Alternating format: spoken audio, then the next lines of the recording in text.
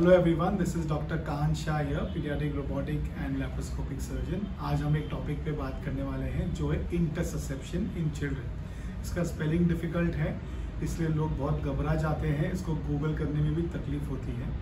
तो हम एक बहुत सिंपल भाषा में आपको भी समझाएंगे कि इंटरसेप्शन क्या होता है और क्यों होता है। जब छोटे बच्चे 5 मंथ से 5 ईयर्स के बीच में जनरली यहाँ वहाँ का कुछ खा लेते हैं तो उनके इंटेस्टाइन में थोड़ा सा स्वेलिंग होता है, और इस स्वेलिंग की वजह से इंटेस्टाइन में इम्बैलेंस क्रिएट होता है वेट का, और इसके वजह से एक पार्ट ऑफ इंटेस्टाइन दूसरे इंटेस्टाइन के अंदर चला जाता है, लाइक अ टेलीस्कोप। इसको इंटरसेप्शन कहते हैं। ये 5 ईयर्स तक कॉमन है, और जब भी ऐसा होता है तो इंटेस्टाइन ब्लॉक हो जाता है, बच्चे को बहुत सीवियर पेन होता है, कभी कभी वो डायरिया और वॉमिटिंग भी होता है। उसकी वजह से बच्चा बहुत ही डिहाइड्रेटेड और बीमार हो सकता है।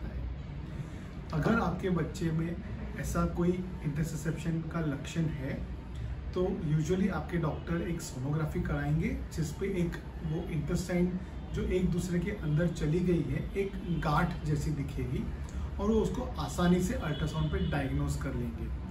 अगर आपके रेडियोलॉजिस्ट ने कहा है कि इंटरसेप्शन है तो आपको तुरंत एक पीडियाट्रिक सर्जन के पास जाना होगा, बच्चे को एडमिट करना होगा, उसको सबसे पहले सलाइन और थोड़ी दवाइयाँ देकर उसका डिहाइड्रेशन करेक्ट करना होगा, पेन रिलीफ देना होगा, और इंटेस्टाइन का स्पाज्म थोड़ा कम करना होगा। अच्छी बात यह है कि इस कंडीशन को हम 80% ऑफ द टाइम बिना सर्जरी ठीक कर सकते हैं। तो ये ट्रीटमेंट क्या है?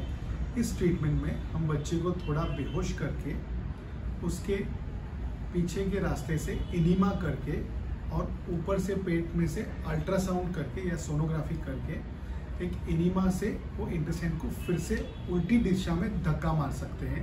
एक सिंपल भाषा में उसको पुश कर सकते हैं। ऐसा पुश करने से इंटेस्टाइन अपने आप सॉल्व हो जाता है जो घुस गया है एक दूसरे के अंदर, और वो प्रॉब्लम ट्रीट हो जाता है।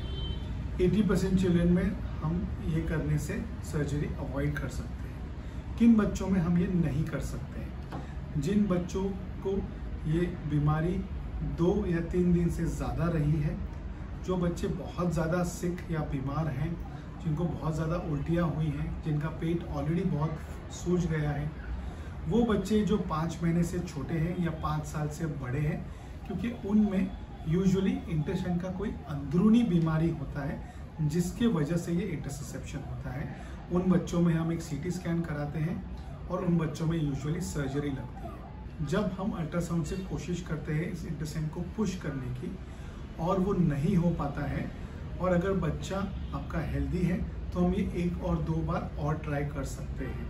अगर बच्चे का सेहत अच्छा नहीं है तो हमको सर्जरी फिर करनी पड़ती है। सर्जरी में हम यही चीज़ इसको पुल आउट करके करते हैं, या तो फिर उतना इंटेस्टाइन का पार्ट हमको निकाल देना पड़ता है और ये उसकी सर्जरी होती है। दोनों ही कंडीशन में एनीमा थेरेपी से या सर्जरी से बच्चे बहुत फास्ट रिकवर कर देते हैं। इंटेस्टाइन का कंप्लीट रिकवरी को थोड़ा 2 से 3 हफ्ता लगता है, but children can have a completely normal life. इसके बाद बच्चे नॉर्मल खाना पीना खा सकते हैं। तो ये है इंटरसेप्शन। अगर आपके आस पड़ोस में किसी बच्चे को ये बीमारी हुई है तो घबराइए नहीं, बट तुरंत किसी पीडियाट्रिक सर्जन को आपको कांटेक्ट करना है। Thank you very much for liking and subscribing to our channel.